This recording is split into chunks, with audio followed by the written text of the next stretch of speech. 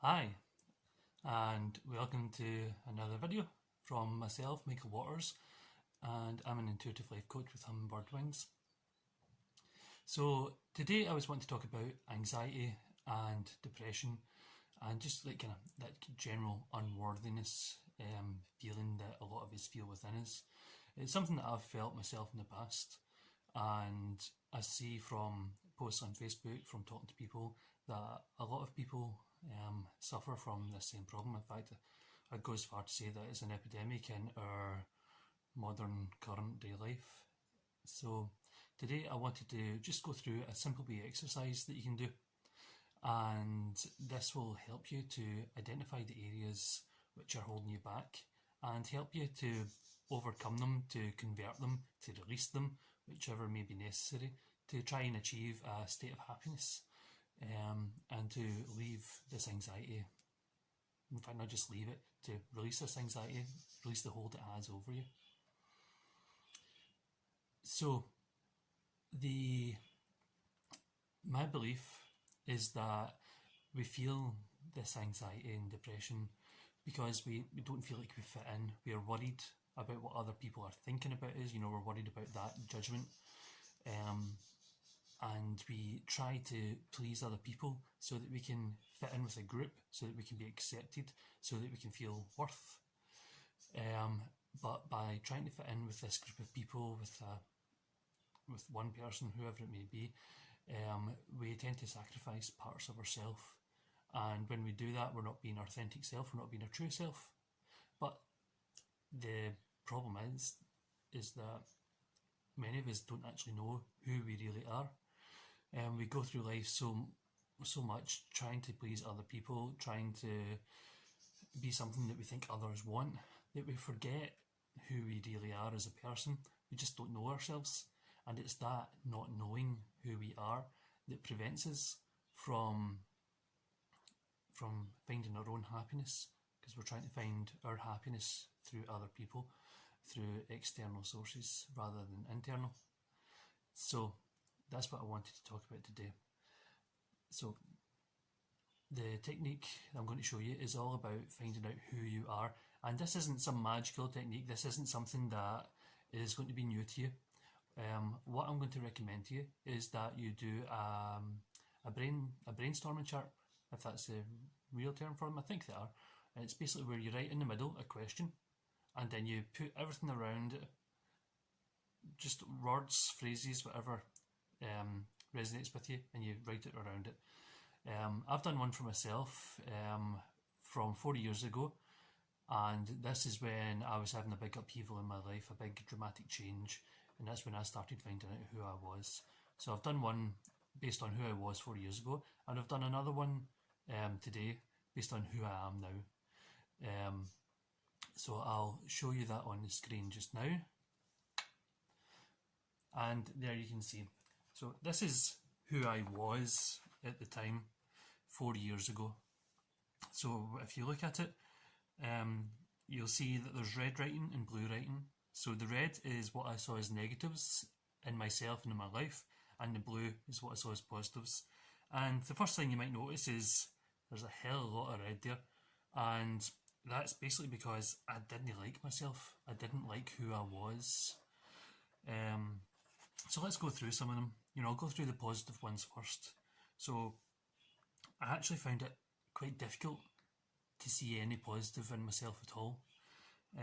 So I was really good at my job. I worked for a company that designed aortic stent grafts, and I was one of the few people in the world that would customise these and design them.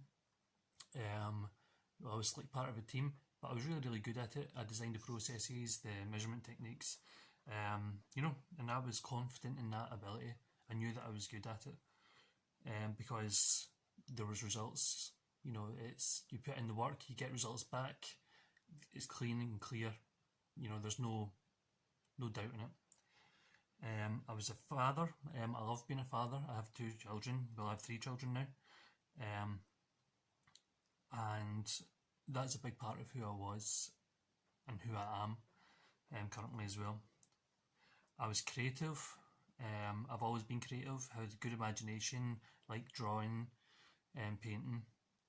I'm a nerd. People might see that as a negative, but for me it was a big positive because that was part of my creativity as well, and it was also a place that I would go, like reading sci-fi novels, watching science fiction movies, big Star Trek fan.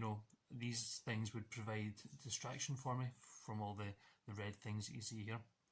I believed that I was funny. Other people might have disagreed, but this was again something that I was confident in. Thinking about it though, that ability to be funny, I did use in some of these negative things, like people pleaser, where I would make jokes to please other people, to fit in and be affirmed. I was a hard worker, always worked hard. I'm kind and caring. These were two of the most positive things that I could say about myself at that time. I got my second dan in Taekwondo. That was something that I worked hard to achieve, and I was proud of that. And lastly, I was hopeful at that point in my life. I was hopeful that something could change. Now, just to give you an idea of what had happened in my life at that point, I had been married for 13 years, and I had a son who was 10 at the time. We just had my daughter had just been born, and she was only about 3 or 4 months old at the time, and myself and my wife got into an argument, and I had one of those moments where I could have taken a path that would have just, put my head down, kept on going, and just stayed in this state of unhappiness, or I could have told the truth. And the truth was that I wasn't happy in the relationship, and once I spoke that truth, that I wasn't happy, it quickly deteriorated, and we ended up splitting up about 1 or 2 months after I spoke that truth, and it resulted in me moving out and then finally getting divorced. And it was really hard. It was hard because of my children, because that's one of the big parts of me, that I was a father, and it was hard to move out of the home and leave my son and leave my daughter. And I still have contact with them. I love them so much, but there was a big part of that fed into a lot of these reds in the chart. So let's look at the reds, and looking at them, a lot of these are beliefs that I've put on myself based on other people's opinions, mainly my ex-wife's opinion of me. I took a lot of that on board and made it part of who I was, which in hindsight was a terrible idea, but it's again something that so many of us do. We put other people's beliefs about us, and we wear them and we take it as gospel, but they don't know us. They don't know who the real us is, only their perception. So at that time in my life, I was feeling worthless. There's no other word for it, I just felt worthless. I didn't feel worthy of being loved, and I felt like I was going to be on my own forever, and I accepted that because I thought I was scum and I didn't deserve to be happy in the first place. So why would I want to be loved? Because I didn't love myself. One of the big ones is, I didn't feel like a real man, and this is basically because my ex said that to me, that I'm not a real man, and it's something that stuck with me. She said it once, those particular words, that you're not a real man. She apologised for it afterwards, but really stuck. And then things that she would say afterwards, like, my dad wouldn't approve of you doing this, or if I was doing something that was, inverted commas, manly, or my dad would be happy with you doing that because it's something that a man would do, and just things like that. It cemented that belief that I wasn't a real man because I didn't know how to be the person, this man that she wanted me to be. I felt ugly, and that's something that I felt since I was in high school, and a lot of that is to do with self-confidence, because I didn't know how to talk to girls and be myself with people. So I would never have a girlfriend. If I did get one, I wouldn't know how to talk to them. So I would lose them. I would get dumped quite quickly. I felt like I was a cold person, and like I was an emotional robot.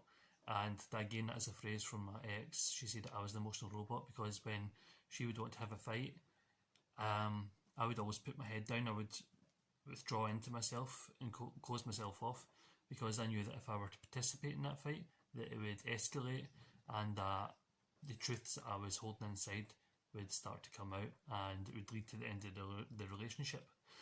Again, in hindsight, this is something that I should have just spoke my truths, but I was afraid. I was afraid of being out on my own. I was afraid of being away from the kids. I was just afraid of breaking out of the routine that was my life. I felt lost, so I felt directionless. I didn't know what I was doing with my life, where I was going, what I wanted from my life. I felt generally numb, and that kind of goes in with being lost as well. I was a monster. That's a really strong one, a monster. And again, this is something from my ex-wife telling me I was a monster because I left when my daughter was young. But things are what they are. It doesn't mean that I didn't love my daughter. I did. I didn't want her to be suffering, but at the same time, I couldn't keep living a life that was unhappy. And there we have unhappy. Meek, guilt-ridden. I had a lot of guilt in me just because of my wife suffering and because of my kids suffering too. Because as a result of me leaving, my wife was in an emotionally traumatic place, and then she took that out on my son, and he suffered as a result too. That's been sorted now, but it was a very difficult time. And then lastly, spiritually numb. And this is because I've always been seeking something. I've been seeking a spiritual direction. I was raised a Catholic, didn't really believe in that, so I became Muslim because at the time that made sense to me. But after splitting up from my wife, I started questioning the beliefs. In fact, I'd been questioning beliefs for a long time, but I couldn't be outspoken with them because it would cause an argument with my wife. So I was directionless. I was lost in a spiritual sense too. So you can see there's so many negatives there. It was a very dark time in my life, and I just felt lost. Lost is the right word. I felt worthless. I didn't know who I was. I received affirmation of my worth through sex, but that again just quickly became numb, and I just didn't know where I was going to go in my life. But things did pick up, and they didn't just happen by themselves. I met my partner, and she was a catalyst for my growth. And I didn't become who she wanted me to be, but she kind of held that space. She held that space for me where I could start to explore who I was. And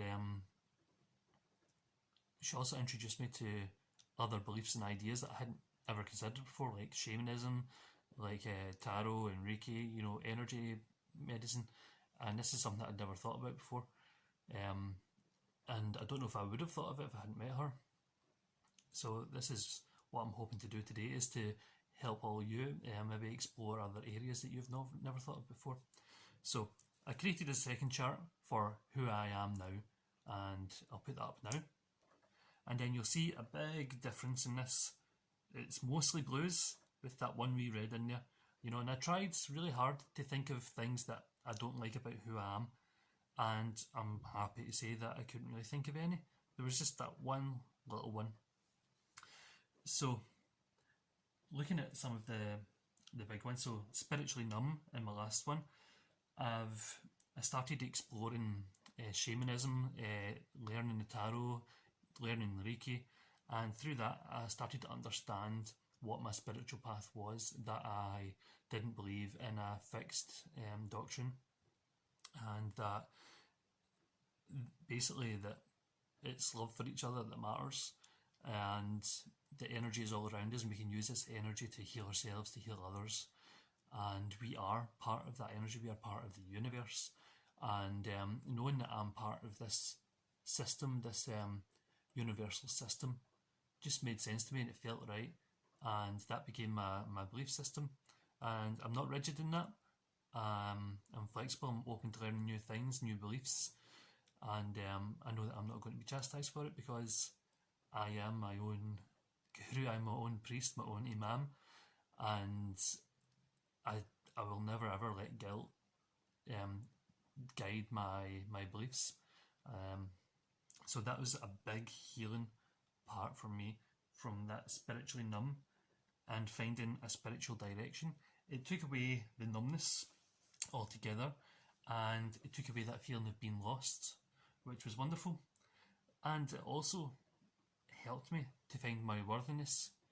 So, worthy was tied in strongly with not feeling like a real man, with being a people pleaser, and what I did is I started questioning what is a real man. Is a real man somebody who's strong, who is emotionless, who takes on the burden and doesn't complain? A man is a sex machine who pleases his women or pleasures his women. And the more I looked into it, I started to understand why I never really felt like I belonged in the society that we're in, and how I could never really connect with men as friends, because any man that was around talked about football, talked about cars, they liked different music, they were just different from me. And I realised that the reason for that is because I have a strong sense of feminine energy within me too. And my partner thought that I was gay when we met. I've had people thinking that I'm gay in the past, and I've never seen that. But I suppose I do have like kind of feminine mannerisms about me. And at first I felt insecure about that. I'm like, okay, maybe I'm too feminine. I need to match what up. But then I realised, you know what? I like this part of me. I like this part that is soft. This part that is express. What's the word? They can express their feelings and emotions. And once I accepted that, it opened up a floodgate. It opened me up to emotions that I didn't know were there. It allowed me to love myself and be free with who I was. And it was just very, very freeing. So now I see myself as balanced in masculine energy and balanced in feminine energy. And I accepted that part of me. At first I wanted to reject it because it's not what you're told you should be growing up. As a boy you should be rough and tough. And I can be tough, I can be rough, but I can also be gentle, I can be emotionful. And I love that, and I wouldn't change it for the world. And I realised that anybody that didn't accept these parts of me weren't welcome in my life. And I don't mean it in an aggressive manner, but if they didn't like it, then I wouldn't fight to keep them around, because that would mean sacrificing that part of me.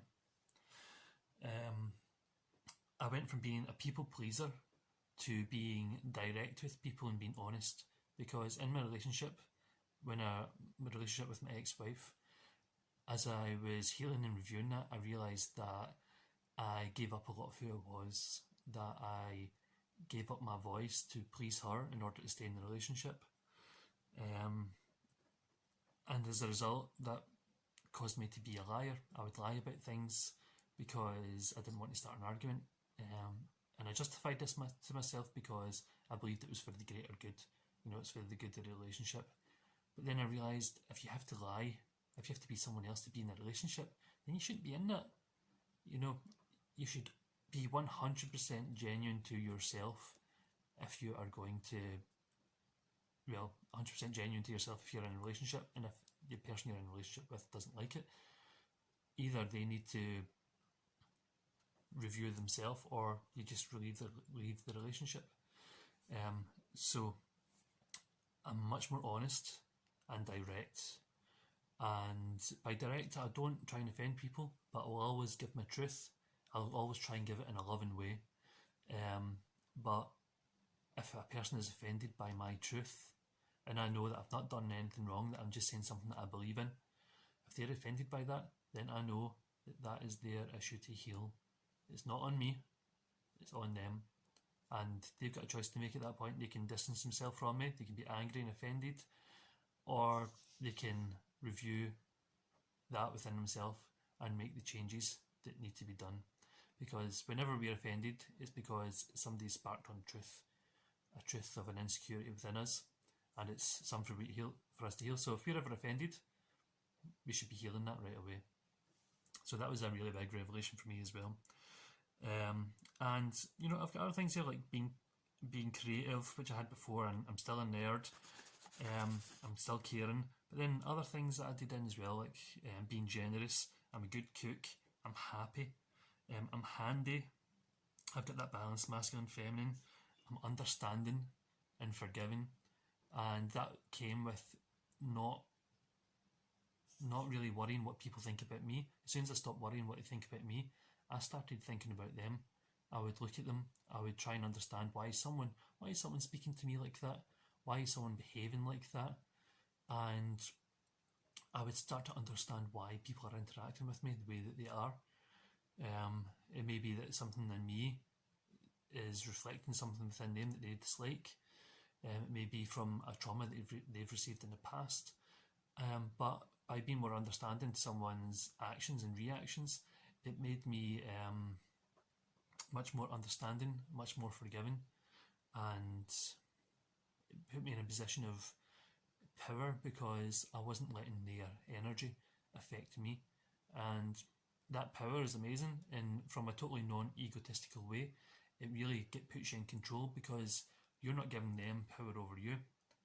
You have that power over yourself, and then you can decide how you want to behave in reaction to their words or their actions. And if you've got that knowledge, if you've got that foresight, then you can react in a very healing and loving way, which is a very, very powerful place to be. You'll find it infuriates people who don't want to look at themselves. But again, that isn't your problem, that is their problem. You can highlight this to them, you can try and help them through it, but ultimately it's for them to heal. So you can see that just by creating these charts, so we have the first one that I'd done 4 years ago, that highlighted to me all the areas, all the parts of myself that I was unhappy with, either in my life or as me as a person. And once that was highlighted, I could then start to find direction. I could start to find the answers. So I saw that I was spiritually numb. So I started looking out into the world for other areas of spirituality that spoke to me. And that's what I did. I spread myself out in many different directions. I looked into Wicca, shamanism. I looked into tarot and Reiki. I even looked into other beliefs like Buddhism. And I went in the direction that I felt drawn to, not what other people felt I should be drawn to. And I kind of cherry picked. I thought, okay, I like this idea, I like that idea, I like that idea. And I created an amalgamation of what spoke to me as a person. And that's what religion should be. That's what spirituality should be. It shouldn't be one size fits all. It should be custom made to suit your needs, your wants, and your personal beliefs. So I would love to see your charts. So have a go. It's a simple question: who am I? And from there, create a brainstorm of who you are right now. And if you feel happy and comfortable to do so, I would love it if you shared it in the comment section. And if you need any help with any of the areas, where do you go from there? Okay, you've highlighted the parts where you feel you need to improve, that you need to change, that you need to release. But where do you go from there? So if you need any help, just put up your chart, put up your question, and I'd be more than happy to help you find a direction or give you some ideas, or some of the other followers on this page can help you too. We're all a community. We all want to love and help each other. And if you've got any advice for me that you feel that I need, I'm always open to criticism. So please just send it my way. And I hope that you share. I hope that you found this useful. And as always, just subscribe to this page if you want to see more videos from myself. Well, hope you have a lovely day, and I'm sending you all love and good luck in finding out who you are, and love the person that you are. No matter what you find out, just love that person and be the person you want to be.